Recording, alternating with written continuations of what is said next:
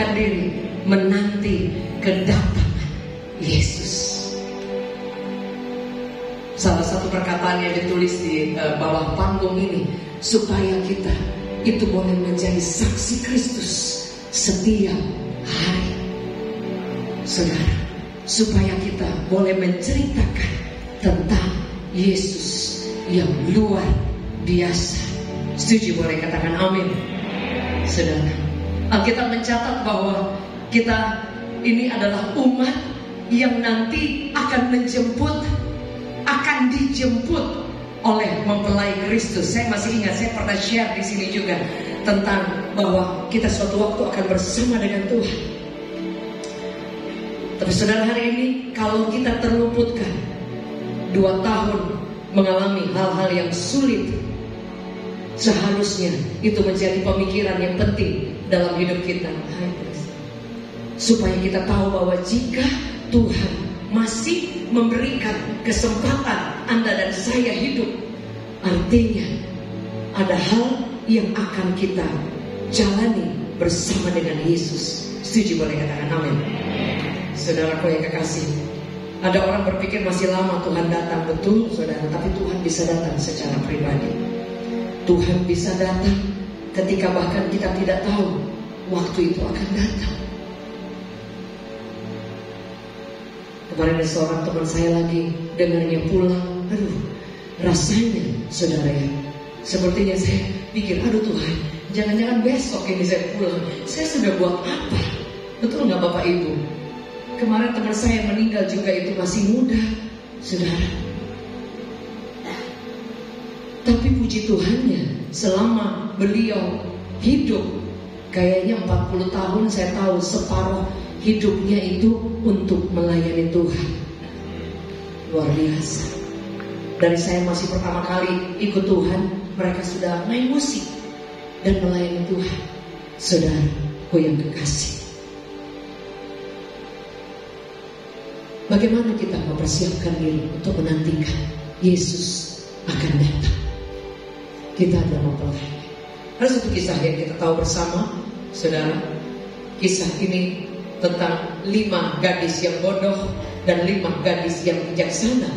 Mereka sama-sama menantikan mempelai yang mengundang mereka dalam perjamuan, dalam pesta besar. Tapi saudara, Alkitab mencatat saudara, bahwa yang 5 ini dia ada pelitanya, yang bodoh ini ada pelitanya, tapi tidak membawa minyaknya. Sementara yang bijaksana dalam Matius 25, di situ dikatakan bahwa yang bijaksana ini mereka memiliki pelita dan juga memiliki cadangan atau persiapan minyak, saudara. Saudara boleh baca di rumah Matius 25 ayatnya yang pertama sampai yang terakhir. Di situ dikatakan dengan jelas bahwa 5 orang bodoh ini dia punya pelita. Bapak Ibu Saudara, kadang kita berpikir menjadi Kristen itu sudah cukup, menjadi orang yang bisa baca Alkitab itu sudah cukup, sudah bisa datang ke gereja itu enough. Padahal Tuhan ingin Anda dan saya lebih dari itu, saudara. Tuhan ingin more than that, lebih dari itu. Wanita ini bukan dia tidak siap, mereka siap. Mereka punya pelita. Dalam Amsal dan dalam Mazmur berkata bahwa hati kita ini dan roh manusia ini adalah pelita dari Tuhan. Setuju? Boleh katakan amin. Sehingga ketika Anda dan saya membawa pelita, artinya kehidupan rohani kita, kehidupan hati kita yang selalu dipersiapkan untuk menanti kedatangan Yesus yang tidak tahu kapan dia akan datang. Setuju? Boleh katakan amin. Kalau saudara baca ayat selanjutnya, ayat 3, ayat 4, ayat 5, di situ dikatakan bahwa kemudian ketika ada dengar suara mempelai datang, songsonglah dia. Alkitab mencatat saudara,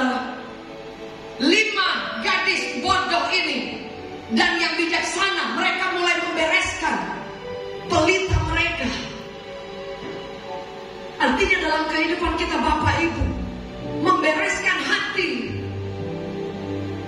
Kita bertanggung jawab atas kerohanian kita, bukan tetangga, bukan teman-teman kita satu grup di WhatsApp, bukan orang-orang yang bahkan Anda kenal, yang mungkin berpikir, oh dia bisa nolong kita. Siapa yang bisa tolong kita 24 jam kalau bukan Yesus? Yang setuju boleh katakan amin. Tanggung jawab Anda dan saya menjaga hati, menjaga hidup kita, rohani kita. Roh manusia itu adalah pelita Tuhan. Itu tanggung jawab setiap kita. Sehingga kalau saudara mau ke ibadah, itu bukan keuntungan orang-orang yang melayani sini. Aduh puji Tuhan ada jiwa baru. Bukan saudara. Itu keuntungan Anda dan saya. Setuju boleh katakan amin. Untuk membaca Alkitab, itu bukan keuntungan Bapak Pendeta, Ibu Gembala, atau pengurus yang ada. Itu keuntungan Anda dan saya yang sedang membereskan pelita kita. Pada waktu itu hal kerajaan surga seumpama 10 gadis yang membawa pelitanya dan pergi menyongsong mempelai laki-laki. Ayat berikutnya, saudara, dan pada ayat 4, 5, dan 6 mereka membereskan pelita mereka. Tidak ada orang yang bertanggung jawab untuk kerohanian Anda bertumbuh selain kita secara pribadi. Setuju boleh katakan amin. Orang yang bertumbuh rohaninya, orang yang hatinya dibereskan setiap hari, itu yang bisa dibaca di bawah, bisa menyaksikan Yesus itu luar biasa setiap hari. Setuju boleh katakan amin. Tidak ada saudara, oh iya mama papa suruh saya ke gereja, so what? Buat apa kalau bukan untuk Anda dan saya? Untuk masa depan ada anak-anak muda di tempat ini. Orang tua mungkin bisa membekali Anda dengan semua harta, dengan semua pengetahuan, dengan semua fasilitas yang bisa diberikan. Tapi kalau dia memberikan Anda warisan iman, untuk Anda berdoa, untuk Anda cinta Tuhan, untuk Anda beribadah dan yang lain, itu untuk keperluan pribadi Anda sendiri. Jadi kalau ada orang yang memang gak bisa ibadah, ya lain ya. Ada gereja-gereja memang belum yang mulai. Ada yang memang sudah bisa onsite seperti ini. Bapak Ibu, Saudara yang dikasih oleh Tuhan.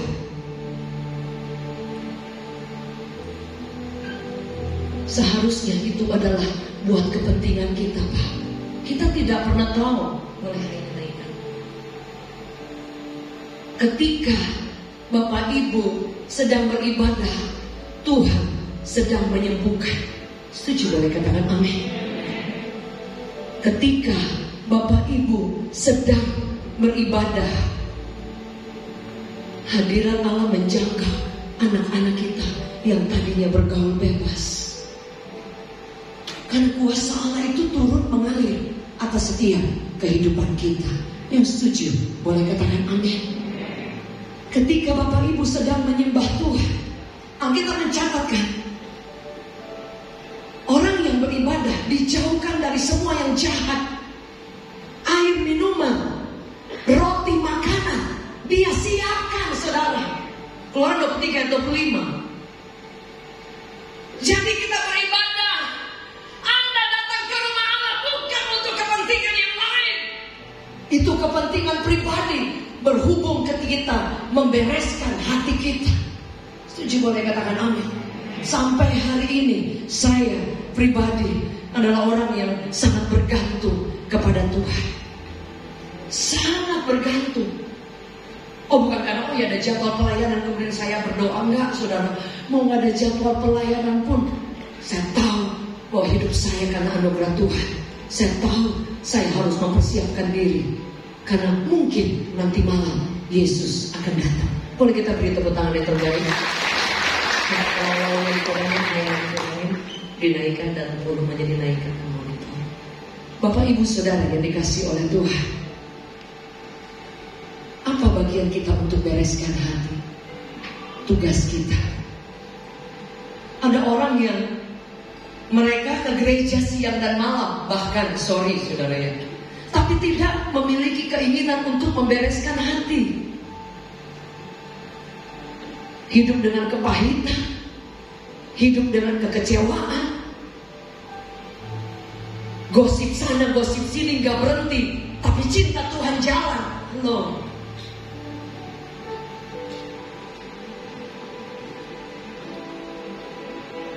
bareng-bareng ke gereja, tusuk temannya dari belakang. Ya sekali dua kali gak apa-apa Bapak Ibu. Tapi kalau itu berulang-ulang dengan kesadaran, saudara, seharusnya tanggung jawab Anda dan saya membereskan hati. Jangan tunggu Tuhan ubahkan. Anda dan saya yang perlu membereskan hati dan Roh Kudus mengalir, memberi engkau kekuatan. Setuju? Boleh katakan amin. Boleh kita beri tepuk tangan yang terbaik bagi Tuhan. Membereskan hati itu adalah urusan kita ketika kita sedang menanti kedatangan Tuhan. Saudaraku yang kekasih, itu yang menjadi pekerjaan rumah setiap hari. Mungkin ada yang bertanya, oh emang gak bisa jengkel, gak bisa kesel? Oh bisa. Gak bisa marah? Bisa. Gak bisa sakit hati? Bisa banget.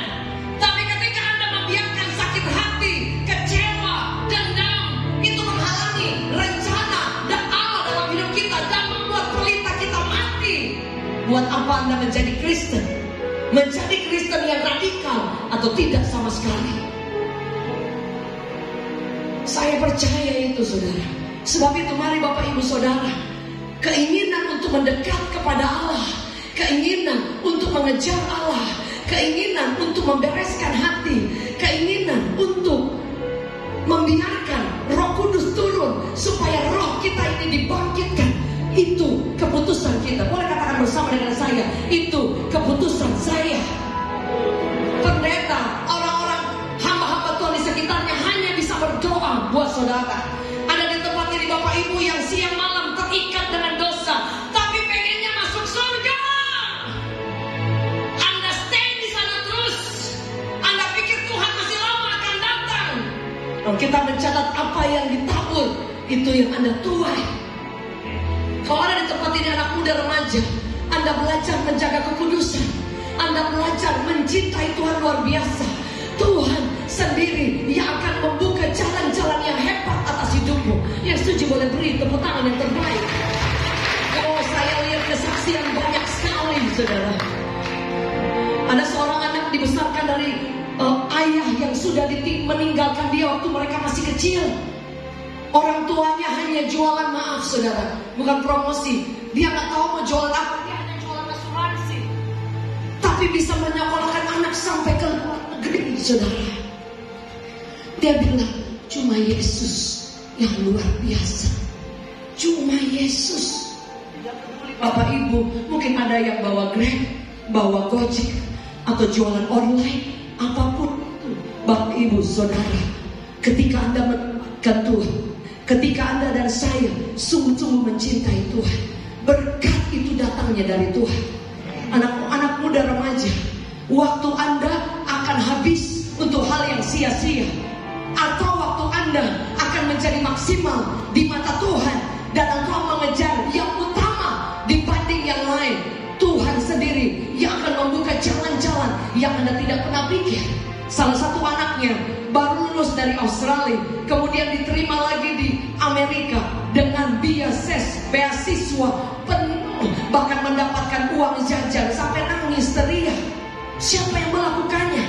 Karena anak ini ketika orang lain hidup dalam dosa, ketika anak muda lain ogah-ogahan mencari Tuhan, dia melayani Allah, dia mengejar Tuhan dengan sungguh-sungguh, dia menyembah Allah, dia tahu bagaimana caranya berkorban bagi Yesus, dia tahu bangkit di antara keterpurukan.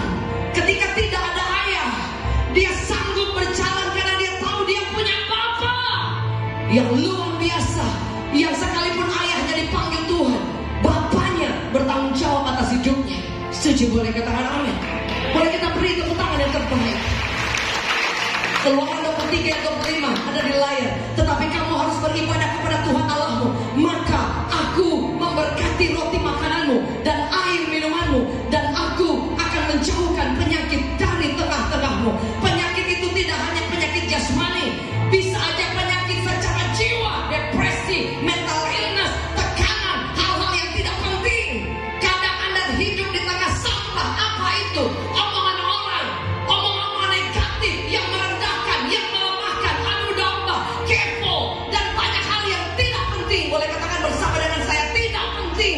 Itu menghancurkan, bahkan membuat hati kita tidak beres. Alkitab mencatat dalam Matius 25, mereka membereskan hati. Bicara tentang roh dan hati, membereskan pelita. Apa yang selanjutnya? Dan berkata, mempelai datang, ada suara, song-songlah dia. Saudara, Alkitab mencatat 5 orang bijaksana, dia punya minyak. Yang 5, mereka tempat tertidur. Saudara, dia minta kepada yang bijaksana, bagi dong minyaknya. Saudara tahu apa yang terjadi? Yang bijaksana ini pikir, ini sudah mau bersama dengan Tuhan. Betul? Tanggung jawab secara pribadi. Puji Tuhan, Bapak Ibu, masih ada orang-orang di sekeliling kita yang mengingatkan. Tapi kalau diingatkan terus juga gak masuk-masuk. Halo, semalam saya share, di daerah tidak ada gereja-gereja fasilitas yang seperti ini. Di daerah untuk beli kuota aja supaya bisa ada online service, itu mereka gak cukup uang. Jangankan di daerah, teman saya kemarin bilang di Jakarta, orang ngirit-ngirit supaya bisa buka YouTube, bisa buka lain. Saudara, di Jakarta yang memang berkat ada, mau YouTube pun kapan saja. Saudara yang punya waktu, punya kendaraan, punya fasilitas aja masih malas untuk beribadah, masih malas untuk mengejar Allah, masih malas untuk melayani Tuhan. Orang di daerah, mereka tidak punya pilihan, dan mereka tidak bilang rohani mereka mati, karena mereka berjuang deal dengan segala kesederhanaan. Tapi mereka tahu Yesus ada di mana-mana. Yang setuju boleh beri tepuk tangan yang terbaik bagi Tuhan. Kadang kita udah seperti anak-anak nih, nak bobo terus. Kalau boleh gembala telepon terus, kalau boleh gembala samperin terus, baru Anda on fire. Pada zaman dulu, murid-murid itu, mereka bahkan mendatangi tiang gantungan. Saya pernah share di sini. Murid-murid itu, mereka dikejar-kejar. Paulus katakan, aku tahu apa itu kekurangan, aku tahu apa itu kelimpahan. Dia katakan bahwa aku bahkan kami disesah, kami ada di tengah-tengah lautan yang luar biasa terombang-ambing, pasti nggak makan. Kita pulang gereja masih bisa beli bakso goreng, saya masih bisa. Mereka dalam keadaan begitu, rohani mereka mati nggak? Rohani yang hidup dan bertumbuh supaya kita bisa bersaksi. Itu keputusan usaha pribadi di kuasa Tuhan yang akan turun. Yang boleh kata, amin. Boleh kita beri tepuk tangan yang terbaik. Haleluya. Apa yang terakhir? Alkitab mencatat wanita-wanita yang bijaksana ini. Kemudian apa saudara? Dimintai minyak oleh wanita-wanita bodoh. Iya, terima kasih Pak. Dimintai minyak.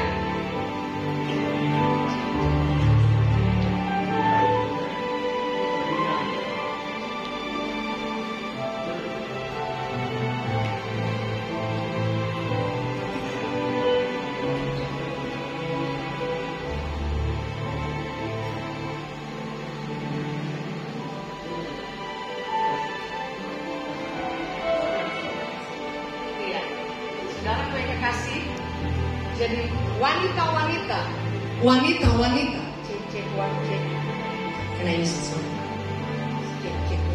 wanita-wanita yang bodoh ini meminta minyak kepada wanita yang bijaksana. Mereka katakan bahwa, oh boleh nggak bagi, boleh nggak kami kehabisan minyak. Apa yang dikatakan oleh wanita-wanita bijaksana? Mereka katakan bahwa, oh maaf, kalau kami berikan kepada Anda, kami akan kehabisan minyak. Artinya Artinya sekali lagi, minyak itu berbicara soal proses. Minyak itu berbicara soal penghancuran. Olive oil itu dari dihancurkan dulu, beberapa proses terjadi, kemudian boleh menghasilkan minyak yang bisa digunakan pada zaman dulu. Sehingga Alkitab mencatat minyak-minyak yang mereka bawa itu tidak terjadi tiba-tiba, tapi itu melewati proses, melewati penghancuran. Bapak Ibu Saudara, dalam iman kita, perjalanan kekristenan kita, tidak ada penderitaan, tidak ada hal-hal yang dahsyat. Setuju, boleh katakan amin. Tidak ada proses, boleh katakan bersama dengan saya. Tidak ada proses, tidak ada kemuliaan Allah. Saudaraku yang kekasih, sebab itu ketika Anda dan saya tidak ingin diproses, artinya Anda tidak memiliki persiapan minyak. Boleh katakan bersama dengan saya, persiapan minyak. Ketika Bapak Ibu kecewa, Tuhan mengizinkan hal yang sulit. Artinya kita sedang menolak, Tuhan sedang mempersiapkan. Kita punya cadangan minyak. Bapak Ibu, sampai hari ini saya diproses luar biasa. Sampai hari ini saya mengalami hal-hal yang kadang di luar saya pikirkan. Bapak Ibu Saudaraku yang kekasih, tapi saya tahu kalau saya tetap setia kepada Tuhan, Dia bertanggung jawab atas hidup kita. Setuju, boleh katakan amin. Boleh kita beri tepuk tangan yang terbaik. Saya pernah cerita, saya nggak tahu pernah cerita atau belum ya. Saya 2 bersaudara. Kakak saya laki-laki 1 penuh tato dan sudah mencintai Tuhan, tapi kemudian meninggalkan Tuhan. Bertahun-tahun saya berdoa, saudara. Dia tinggalkan Yesus. Jadi kakak saya menginjil dengan versi yang lain. Saya menceritakan tentang Yesus. Kakak saya bahkan di agama yang lain dia cukup dikenal. Sementara saya menceritakan tentang Yesus. Apakah saya kecewa? Oh ya, kaget dong Pak. Saya cuma punya satu kakak dan sudah melayani Tuhan. Kalau Anda anak muda atau yang udah dewasa udah pernah ingat White Dove. My brother meninggalkan Yesus dan menyembah Allah yang lain. Kaget gak? Kagetlah. Sedih gak? Sedihlah gak? Sedih pasti. Yang saya lakukan, tulisan di bawah, ceritakan tentang Yesus setiap hari. Dan kita tidak perlu memaksa orang untuk supaya terima Yesus. Yang terjadi hari-hari ini, maaf bicara Bapak Ibu Saudara, di media sosial, orang menjelekkan agama orang lain hanya untuk memberitakan Yesus. Gak perlu. Yesus tidak pernah mengajarkan itu. Yang ada, kita harus menjadi berkat kepada orang yang tidak tahu tentang Yesus. Anda tidak perlu goreng tentang agama orang lain hanya supaya orang menerima Yesus. Jangan pernah menolong Tuhan. Anda hanya ceritakan tentang Yesus, jangan diskreditkan agama orang lain. Setuju, boleh katakan amin. Tidak diajar dalam Alkitab. Sebab itu pentingnya bergereja seperti ini, supaya saudara saya tahu mana yang boleh, mana yang tidak boleh. Anda lihat di media sosial semua goreng-goreng agama orang, saling serang pendeta dan yang lain. Alkitab mencatat, menjadi saksi Kristus itu setiap hari, setiap saat. Bahkan dengan jempol kita bisa menjelekkan nama Yesus. Setuju, boleh katakan amin. Saudara sedih gak lihat di media sosial yang hasut, haters, itu anak Tuhan, saudara, orang Kristen. Kakak saya meninggalkan Yesus, menyembah Tuhan yang lain. 3 tahun sampai 4 tahun saya tabur yang baik, tidak pernah tanya, hanya lihat di internet. Sudah di mana-mana berdakwah. Saya tanya nggak? Saya nggak perlu tanya. Tahu aja dan berlutut di hadapan Tuhan. Setuju boleh katakan amin. Mari kita beri tepuk tangan yang terbaik.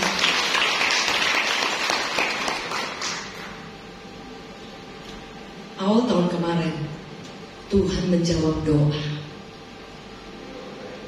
Bertahun-tahun, 4 tahun ya, hampir 4 tahun, 5 tahun saya tidak bertemu kakak saya.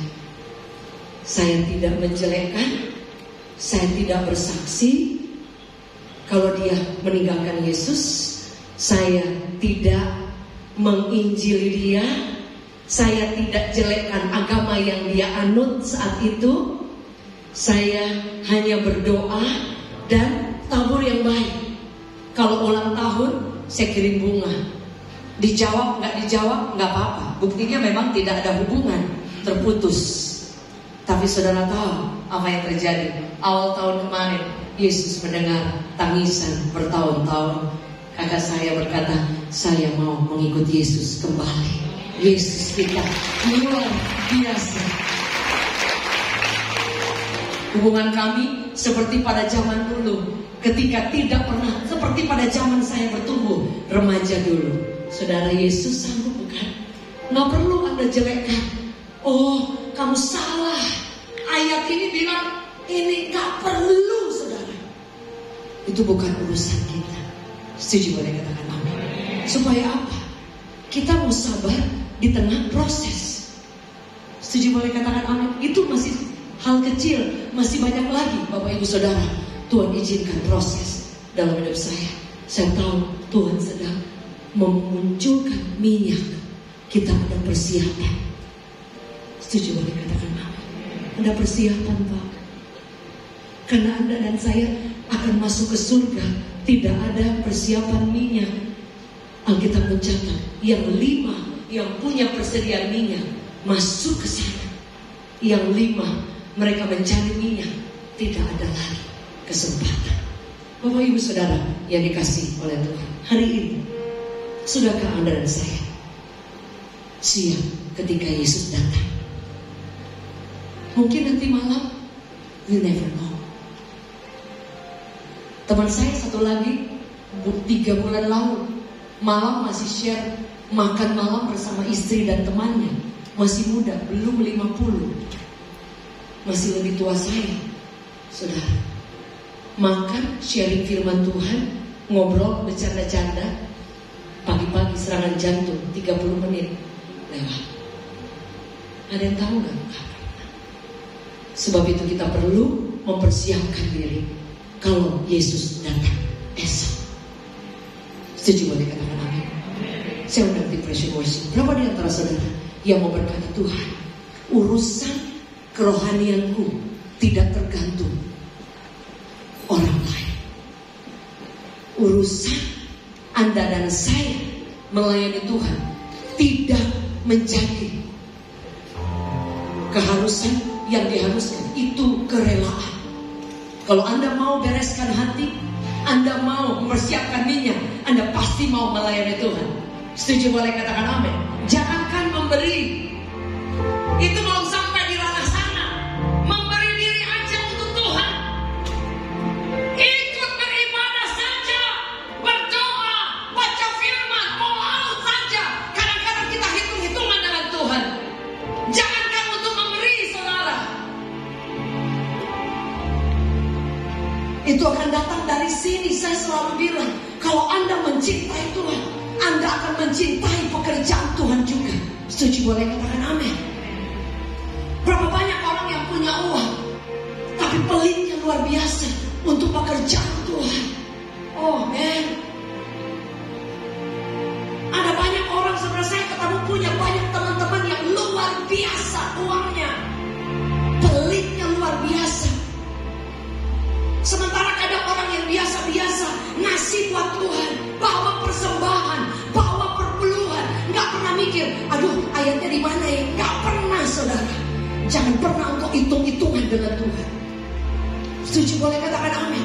Nggak perlu bilang, oh ya ada ayatnya supaya Tuhan buka. Nggak perlu, dia tahu memberkati. Setuju boleh katakan amin. Sedang masalahnya kadang bilang cinta Tuhan, cinta Tuhan, cinta Tuhan. Saya punya teman-teman anak muda. Dari muda saudara, dia dapat sekian, dia bawa untuk Tuhan, menabung untuk pekerjaan Tuhan. That's why Tuhan buka jalan di tahun-tahun ke depan. Hanya orang menabung yang akan menuai. Setuju boleh katakan amin. Beri tepuk tangan yang terbaik. Saya rindu jemaat Tuhan di tempat ini, setiap kita menjadi bagian membereskan pelita dan kemudian mempersiapkan minyak. Boleh katakan bersama dengan saya, membereskan pelita, membereskan hati, bertanggung jawab atas rohani kita, menyiapkan minyak, tidak kecewa ketika diproses, tetap setia melayani Tuhan. Itu yang akan membawa kita sampai ke surga. Boleh kita beri tepuk tangan yang terbaik. Boleh saya undang kita bangkit berdiri. Bapak Ibu Saudara yang dikasih oleh Tuhan, berapa tahun Anda menjadi Kristen? Kapan hari terakhir, oh Tuhan, ini berkat yang aku akan berikan buat pelayanan di tempat ini? Kapan? Pernah nggak saudara? Yang kita pikir ada uang, beli barang, ada uang, traktir teman, ada uang, hangout, tamasya, apa-apa. Tapi kapan ketika ada berkat, Anda bilang, Tuhan, aku ingin memberkati pekerjaan Tuhan di tempat ini. Men, surga tidak pernah buta. Setuju boleh katakan amin. Itu yang sampai hari ini saya lakukan. Kadang berkat aja pas aja saya pikir ini mau kasih ini pekerjaan Tuhan. Sudah mikir banyak. Kita saudara yang masih pas-pas aja kadang-kadang saudara sudah kikir. Apalagi ketika kaya. Setuju boleh katakan amin. Saudara, kita selalu punya sesuatu untuk kita bagikan, menceritakan kesaksian tentang Yesus setiap hari. Setuju boleh katakan amin. Menyenangkanmu, sesenangkan hanya itu rinduanku.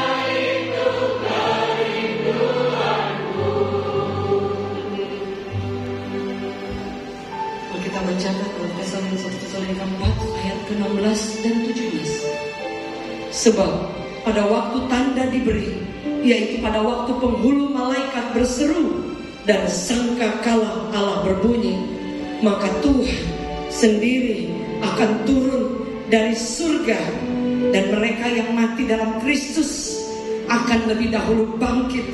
Sesudah itu kita, Anda dan saya yang masih hidup, yang masih tertinggal, masih tinggal akan diangkat bersama-sama dengan mereka dalam awan menyongsong Tuhan di angkasa. Demikianlah kita akan selama-lamanya bersama-sama dengan Tuhan. Life is so short. Hidup itu singkat.